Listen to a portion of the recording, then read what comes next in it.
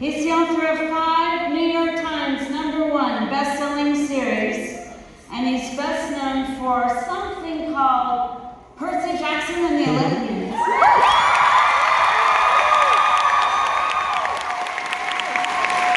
He's also the publisher of an imprint called Riordan Presents, so it must be none other than Riordan himself.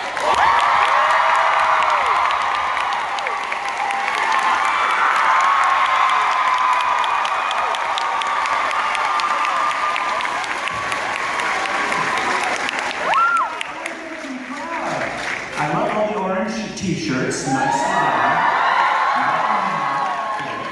Such great energy here. So excited. This is the second time I've met Rick. The first time was before one of your events in Redwood City. That's right. And there were costumes involved. Yes. And lots of swimming fans, which seem to have followed you here.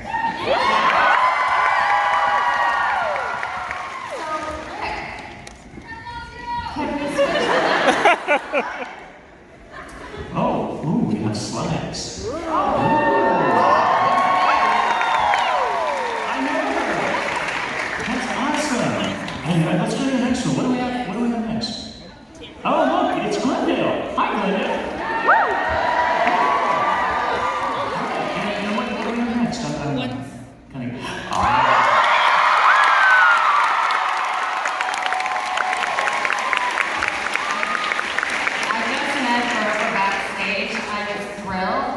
I didn't expect that. I was so starstruck to meet Grover. I guess you'll be meeting soon when the TV series comes out. So the last Percy Jackson book came out in 2011, was it? And since then, you've done a few things. You've had some major book series, collaborations, screenplays, executive producing TV series, not to mention establishing your own imprint. Clearly, you're very busy. So, why go back now? Why now? Good question. I have to say, though, of course, this is our new golden trio here.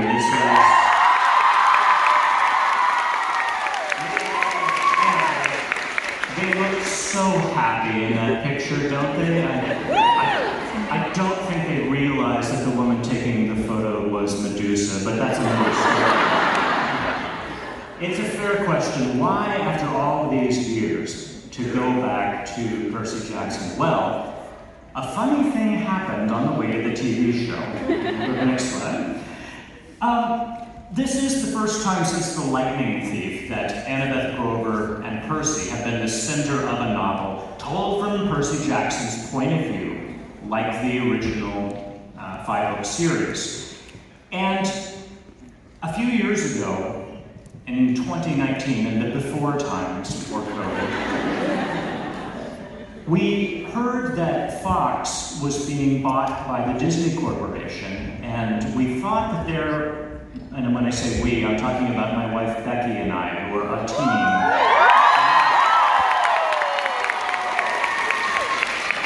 And we thought there might be an opportunity here to kind of shake something loose and get the rights for an adaptation over to the Disney side of things, and maybe make an adaptation that we could all feel really, really good about.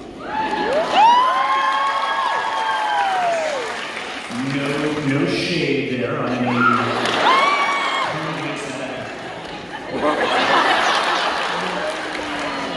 So that was the general idea. We came out and we started talking with our wonderful agents in Hollywood, Ellen and Jeremy, who are with us today. And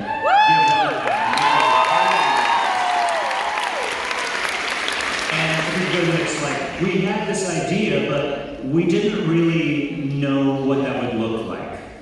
So I started talking to the studio folks. Now, Disney is my publisher, right? That's a whole different side of Disney. And I said, look, guys, if you let us make a TV show, I would be willing to do something I haven't done in like 14 years, and that is write a new book from Percy's point of view. And then you would have like a win-win. You'd have new books, you'd have a TV show, one thing would help the other thing, idea, it sounded like.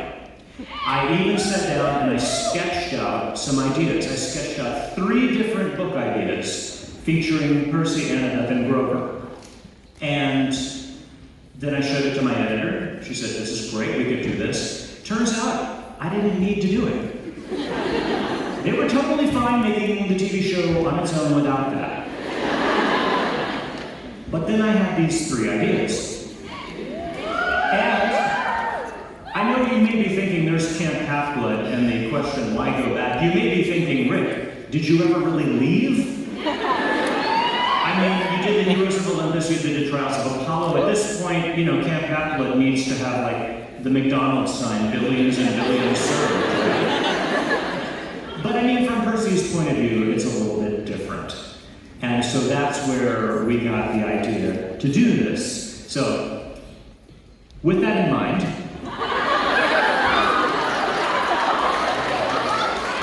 well, one of the things I really love about your books and your series is that there's such intense, fast-moving plot, which I guess is a big challenge for you because your readers read through your books like in one night and stay up all night reading it. They're like, Rick, when's the next one coming out, right?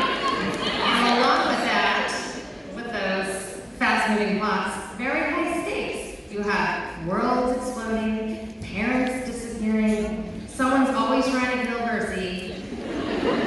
always I'm trying, and I'm I can't kill the kid.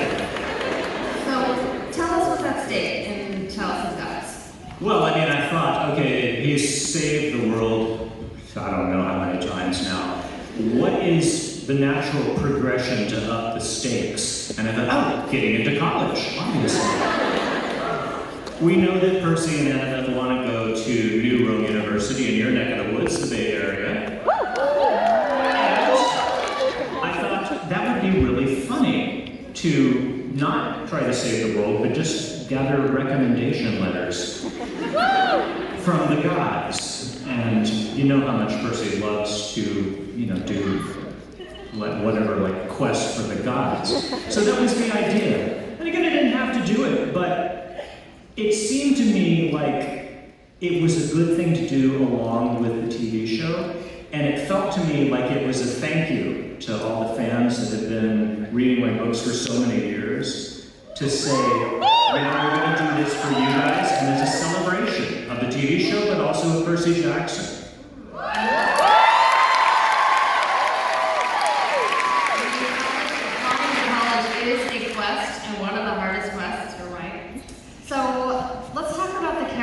Another thing I love about your books is the characters are so authentic and real, and even the mythological ones seem human to me. Oh, good. Can you introduce us to the new cast? Sure. So who have we got on the menu for this book? Well, the first person who comes to Percy and has a quest for him is this fellow, Ganymede.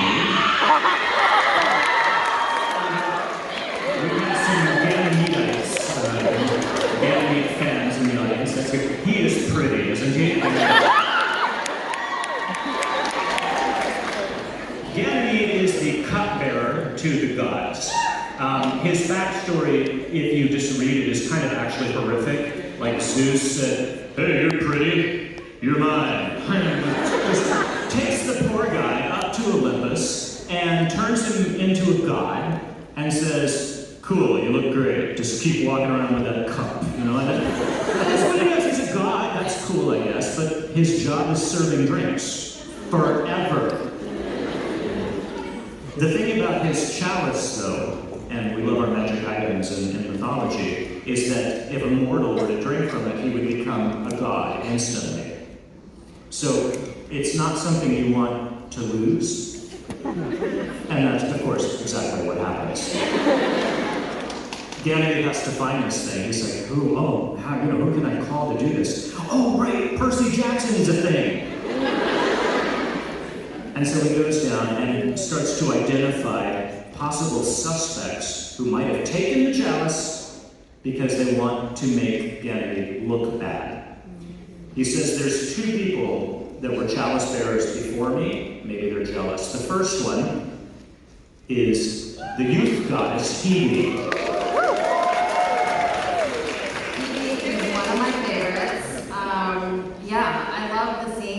I'm not going to spoil them, but you play with age. So, well, she's the goddess of youth. Right. And that made me think, what age would you be if you had to be an age forever? What would that age be? That's a good question. I remember being 20 and the people around me were saying, Rick, you have a really old energy. And I said, thanks. But I do think that this is probably the age that I was meant to be. I feel, I feel pretty good being just the old dude on the block. It's all right. I'm good with that. But you may be wondering, like, if this is the goddess of youth, why does she have my grandmother's hairdo? And why is there a chicken? Both are fair questions, and they will be answered. So that's he, but that's, as you know, Stacey's one of those people who has already read the book, right? Oh, yes. You're in for a delight. It's so good. You'll love it. If he is not the culprit, then perhaps it's the next god on the list.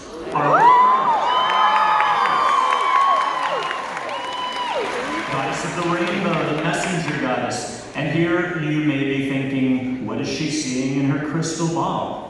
Can she see my future? Is it organic and locally sourced? If she helps me, will I have to pay her? Yes, we will. She takes Venmo or quests? Well, you mentioned cruelty-free soap, and I laughed out loud, cruelty-free soap, because no one wants to shower with cruel soap. Cruel soap is the worst. So Iris is back. She maybe is the problem, or perhaps it's, I don't know, a water god of some sort that might have it out for Poseidon, Percy's dad. Say, for instance, the river god, Ellison. As you can tell from his expression, Ellison's a really happy guy. He does have a magnificent man bun, so he has that going. But you gotta love a man bun. But the thing is, his river is used to clean magic items, and also monsters bathe in it. And he's not really happy about that. Plus, he has yoga classes that he teaches on Tuesdays and Thursdays. And his schedule is just so full, it's difficult. So maybe he's the culprit. Okay, we need to talk about the chickens. Is that the next slide? Yeah, let's talk about the monsters we face. That's right, folks. After 15 years of writing about Greek mythology, I'm into the deep cuts. Gorgons, sure. Medusa, sure. But let's talk about chickens. I love the word chicken. Is one of my favorite words because you cannot say chicken without smiling. Try it. Chicken. You're right. That's crazy. It's one of like the funniest, and like anytime you put a chicken in a scene, something's gonna happen. Something's gonna happen that's gonna make you smile. But we hope so. Snakes too. There's lots of snakes in this book, lots of chickens. So we've got that to look forward to. I won't say any more than that. And fortunately, we do have some friends on our side. This is not.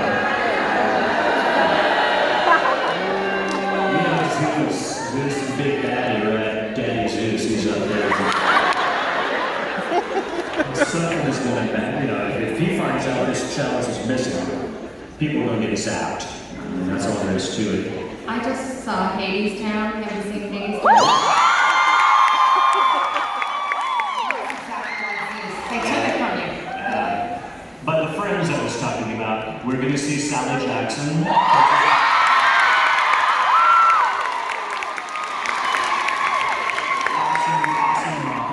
And also, of course, Grover Underwood.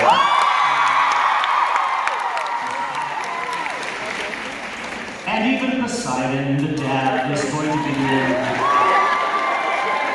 what gods do, helping in a very unhelpful way, sort of hands-off. But he'll try his best to be a good dad. So hopefully, with this all in mind, Percy will be able to come through this with a recommendation letter for college and also his life.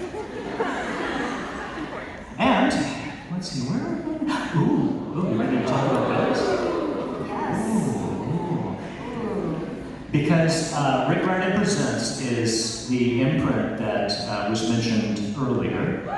And Stacey was so kind and so wonderful to agree to be part of this imprint and write the Winston Chu series. It is so But just to, if you're not familiar with it, just to kind of give you an overview, the reason that I started this is because a lot of my readers are like really smart and they're like, okay, Rick, let's see, you've done Greek, you've done Norse, you've done Egyptian mythology. What about Chinese mythology? What about the West African mythologies or Aztec mythology? There's so many great myths in the world. And I just didn't feel like I'm an expert at those things. I didn't grow up with those mythologies the way that I do with the ones I write about. So I started talking to my editor and saying, surely there are wonderful authors out there who would like to write some great middle-grade fantasies based on the mythologies that they know and that they grew up with, and they're the experts. Rather than me trying to do it, let's turn the spotlight on them and let them tell their stories. And so that's what I did.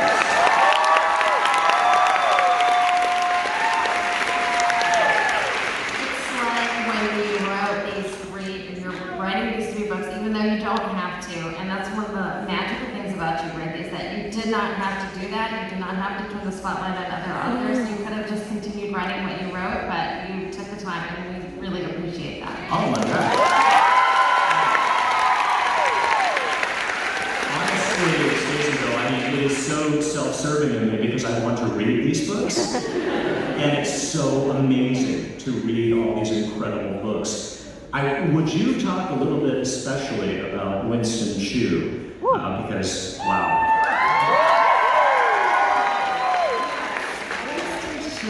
Winston Chu is like Percy Jackson, sort of based on my son, who has ADHD. He doesn't want people to know it's based on him because he's afraid his friends will dump him, but don't tell anyone. He is a 12-year-old boy growing up in San Francisco who accidentally saves a curiosity store from being broken into, and as a reward, he gets to choose one of the magical items inside the shop. The first thing he touches is the first thing he gets to take home. There are all sorts of fun things he could choose, like fuzzy ukuleles that put anyone in a good mood. Ask me anything Beethoven busts. He will tell you anything you want to know, even why is my sister mad at me.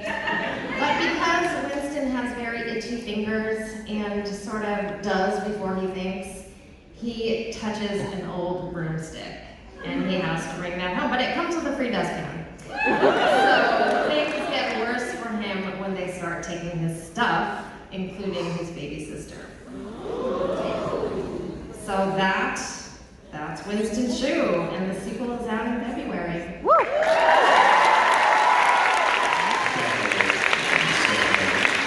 I lived in the Bay Area for the 90s, most of that decade, and your book made me so homesick to go back to the Bay Area and explore that, and you just captured it so perfectly. Thank you. I'm pretty sure that shop must be there, right? It's probably there. I've gone to visit the place a few times, but it's been invisible when I was there. I hate it when that happens.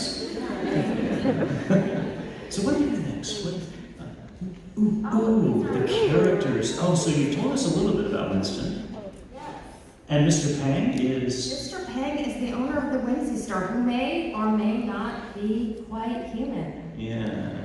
I don't know. You'll have to read to find out. But it's super fun to write him. Oh, yeah. And can you tell us about these?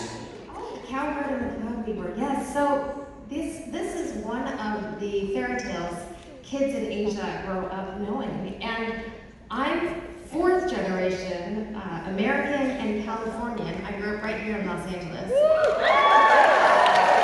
so I didn't know this tale growing up. This fairy tale is one that my kids brought to me when they were taking Mandarin lessons. The cloud weavers are these goddesses who weave clouds with their fingertips and weave the weather.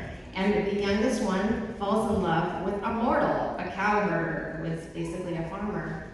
They're not allowed to be together because that would just be like foreboding goddess with a human. And so they're confined to opposite ends of the universe, separated by a river of stars, only allowed to see each other once a year via a bridge of magpies. So when I heard that story, I was like, I need to write about this mythology. That is beautiful, the bridge of magpies.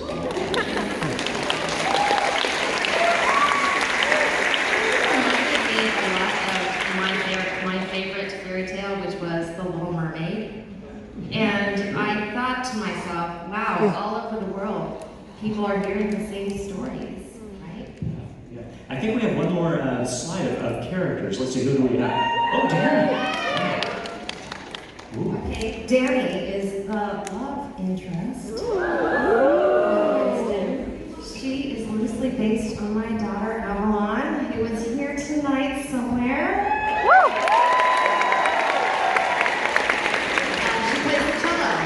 My daughter pointed out there are not enough cello players in books. So yay for the cello players!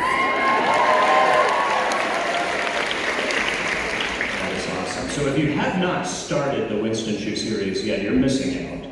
The first one is out, read it. The second one, in process, you're gonna love it. But we should mention some of the other great books that are also coming out. Let's see, what's the next? Oh,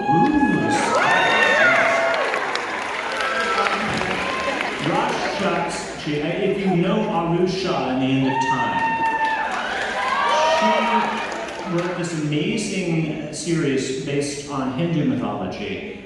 So amazing. And she wanted to kind of explore the other half of her heritage, which is Filipino.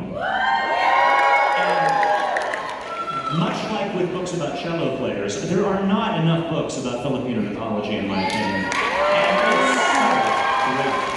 That's cool. This is her take on that, The Spirit Glass. It is out now. It is, I didn't think I could like any book more than I liked Rash's Arusha series, but she really outdid herself on this one. It's incredible. The cover is so cute, I love it. Isn't it beautiful? I love it. Also, we have Rosie Brown. She does a series about Cyril Boateng, who is a Ghanaian, a person of Ghanaian heritage who is also a vampire hunter. The first book is out, and when I say vampires, I don't want you to think about those weak European vampires. No. These are West African vampires. You do not play with them. They are serious. But the Ghanaian mythology that she brings into this, the humor, it's incredible. And the second one is Witchcraft and Mayhem. J.C. Cervantes. She started with the Stormrunner series about Aztec and Maya mythology, and she followed it up with this, the Shadow Bruja series, which is incredible. And the next one of that is Dawn of the Jaguar. I want you to imagine, you haven't read Yoon's books, I want you to imagine Star Wars crossed with Korean mythology. Fox spirits in space, that's what this is. And the third one is Fox Snare, and that's coming out soon. Have you seen this cover yet? A Drop of Venom? I just received Oh, it's so good. I got my final copy too. Oh yeah, Sajani Patel. This is a YA book. The young adult, that's kind of new to our imprint. As you know, I'm mostly like middle grade, but I do understand that there's a lot of readers who have been following me and sort of like the YA, and now you guys are older and you left the young adult, and I don't blame you. So we started looking for some older fare that you guys might enjoy. This is a retelling of the Medusa myth from the point of view of the young woman. It is serious, it is dark, it is really intense and powerful, but it's also an incredibly gripping read. It's incredible. I was going to add that I have it on my nightstand, and my son saw it, and he got really scared and put something on top of it. I totally get that. I just finished reading the manuscript for this. This is the next YA title. It Waits in the Forest, Sarah Dess.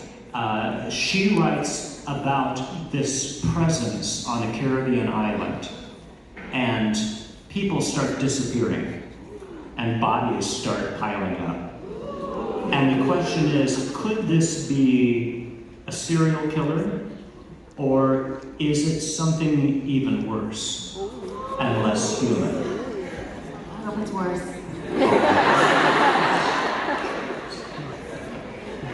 This one kept me up at night, I'm not gonna lie. It's really good. So that's coming out soon. Oh.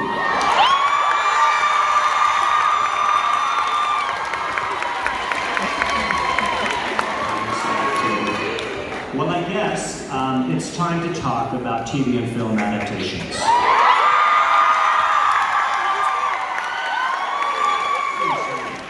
Mythomagic is the name of the production company that Becky and I founded together when we started working at the studios. It made sense to me, you know, as a thing. And the first one, of course, is...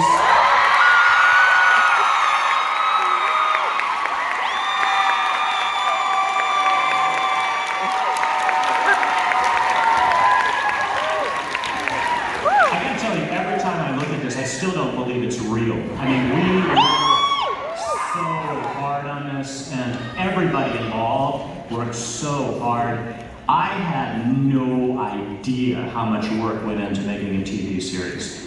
Literally no. I don't think anyone who's ever not done it has a clue how many hundreds of people and just thousands of hours of work, not to mention the money. I mean, it's this huge undertaking. It really is a team sport. So when people ask me like, well, did you have total control over everything? I'm like, that's impossible. I mean, there's like 500 people and they're all doing their thing, and it's a total team sport. But I will say this, I was involved in every single part of this. The casting, absolutely.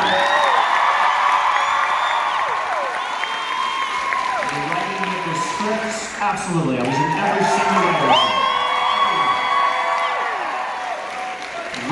We were on set pretty much constantly from last June through February. What year is it? I don't know. It was a long and amazing process for me to learn all this, and our actors, especially our trio,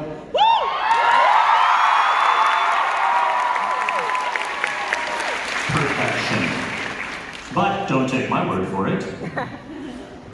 It's possible that some of you have not seen the trailer. Maybe you haven't watched it 1,000 times like I have, but on the off chance, here it is.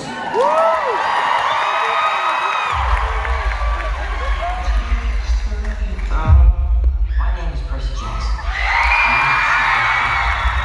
Yeah, you could say that. Bad grades.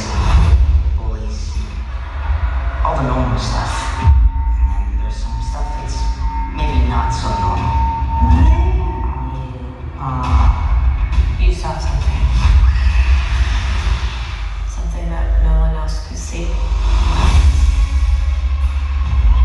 The stories that I had told you about Greek gods and half-gods, they are real. Mrs. Jackson? Things have changed. This is all developing a lot faster than we anticipated. Grover, why is there have to go in your pants? So the important thing is not to panic.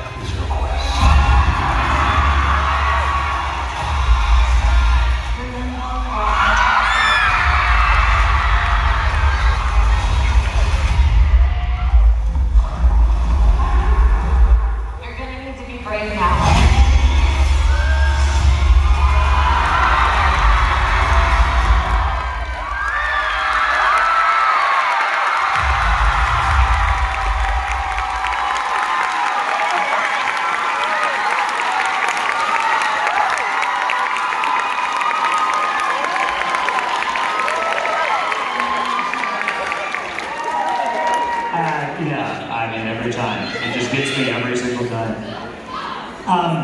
Anyway, so yeah, there's this TV show. Yeah. And it's coming out, the first 2 episodes are December 20th. I can't wait. You know, the only thing that kills me about that trailer is that's just the beginning. There is so much more that you guys haven't seen.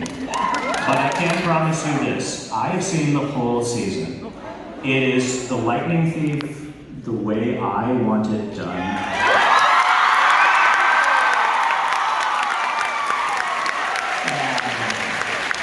I can't speak for everybody, but I'm pretty sure you all are gonna love it. What's your favorite part about working on this series?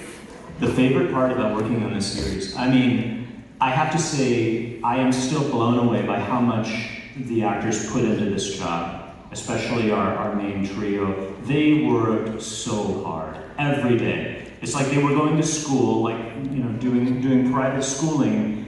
At the same time, they basically had a full-time job. And I don't know how they did it. I couldn't have done that at any age. But they put their all into this. It was so amazing to see. And there was just such a feeling of family. I mean, everybody who was involved in this was so passionate about bringing it to life and doing the absolute best job. I think everybody knew that there were a lot of people waiting for this, and we had to do it right.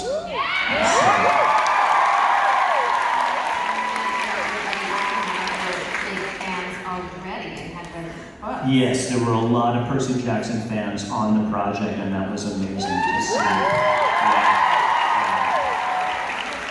I guess we know what we're doing on the 20th, December 20th. Oh yeah. Oh, and the catering was also excellent. Just gonna say, the donuts, good stuff. Well, if you are a completist, meaning like you have to just collect everything Percy Jackson, first of all, I love that for you. Also, there are some titles coming out from Disney beyond the Chalice of the Gods, which was meant to be kind of like the first celebration. They are reissuing several books with new covers, new content. The Camp Hacklet Confidential book is coming out again. The Percy Jackson book with photos and tie-ins from the movie will be coming out. The graphic novel is coming out with a new cover, and there's also this, which is a special edition.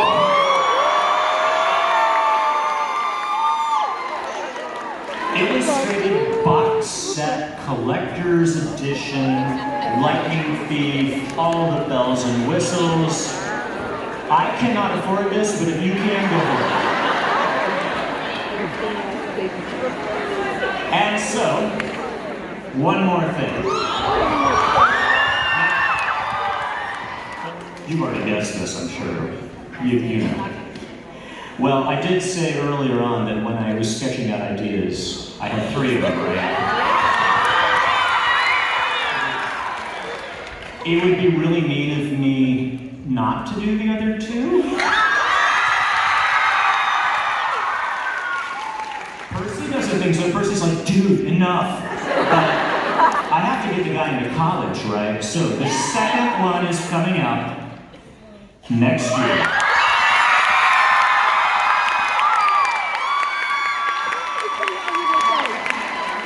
Thank you, The Wrath of the Triple Goddess.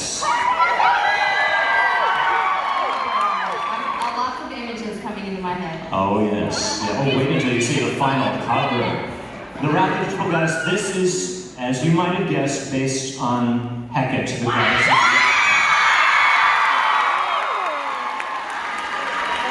We got the Ganymede folks back here and the Hecate people up here. Okay, that's cool. I like it. Just in time for next Halloween. It's going to be fun. And I think that's really the main thing is just to say thank you to all of you. This is Coach Gleason Edge.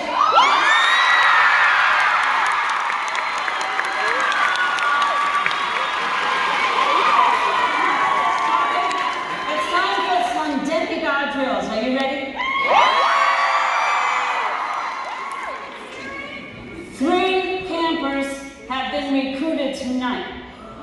They have a piece of paper under their chair. Take a look. And if you find one, you're coming up here.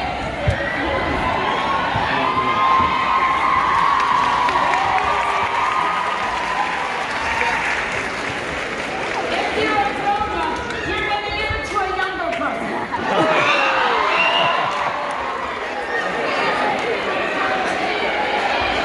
Our usher over here, our lovely usher. Got it? Follow our lovely usher over there. I need to borrow your chair. I have no idea what's going on, so don't ask Well, me. they're getting ready. I just have to set up a little with my lovely assistant.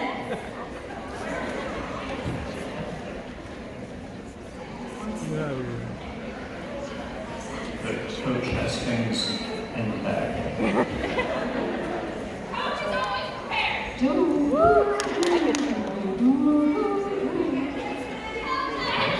It's only a mile from back there to the stage, so be patient. All right, we have our contestants coming in on the stage. Apparently, they will appear in a cloud of mist. I see them. In a minute. Hustle, turn it up.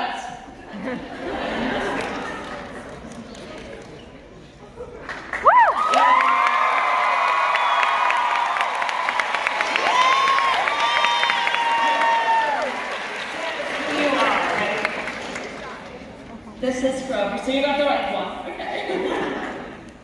Annabeth, so you two switch. Thank you very much. Thank you for being dressed appropriately. Did you plan this? Did you know that? So here's the drill. You three are going to work together as a team to try to get Mr. Riordan here to guess a word from one of his books. But there's a trick to it. The first one of you can tell him if it's a person, place, or thing. That's all you can say, one word. You can say one other word that's a clue. So, you'll see soon. And then third, you have to act it out if he still hasn't done it.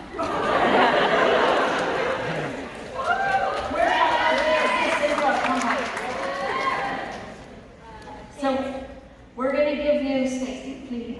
We're going to give you 30 seconds. First, you're going to pull these cards. Okay. So here's the first card. You ready?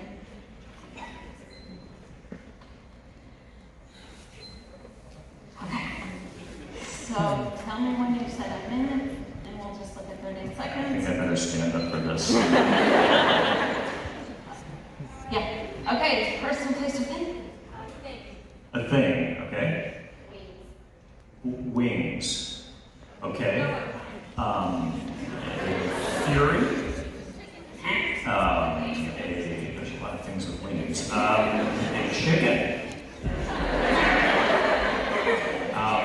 Okay, help me out here. Can you?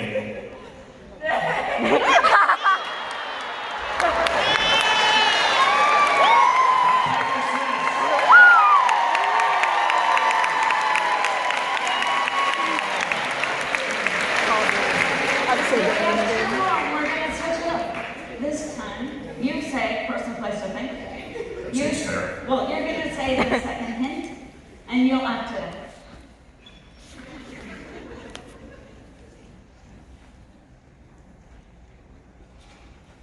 All right, you ready?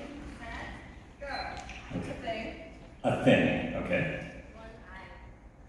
Oh, that's a very good one. One eye.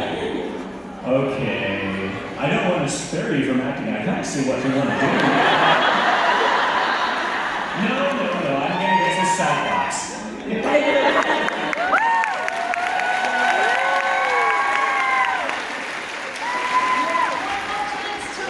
Stump him completely. Ready? And we're going to switch it up. So you'll. They're too good at this.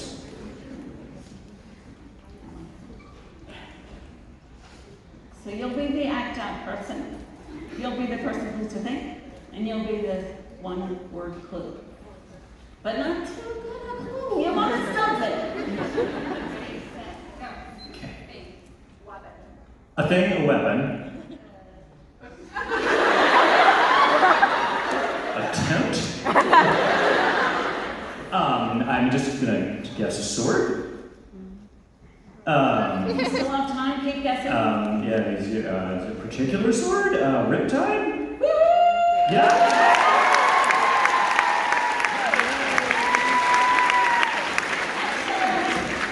So our team, you each are getting a goblet. Chalice of the Gods or gummy bears. And tell us your first name so we know who to thank here. Victoria? Sophie? Julia. Thank you guys so much.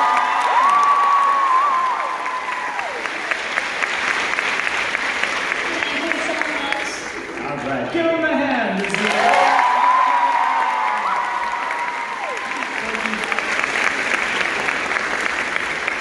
Now, before we close for the evening, Mr. Riordan would like to take a selfie with all of you. So we'll do a selfie together. What do you think?